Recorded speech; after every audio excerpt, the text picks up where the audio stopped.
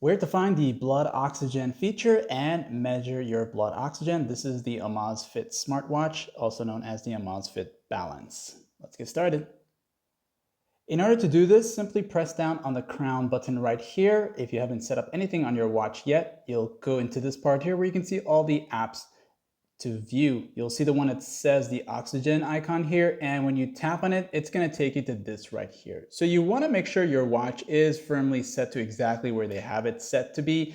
You don't need the app connected at the moment to do this. You can do this without it being connected to your phone. So you want to remain still while doing this and wait for the countdown, as it's going to take about 30 seconds to count down. Okay, and then once it's done, it's going to give you the measurement and the percentage. So I want to believe that that's good. And if you think that's not good, let me know in the comments section.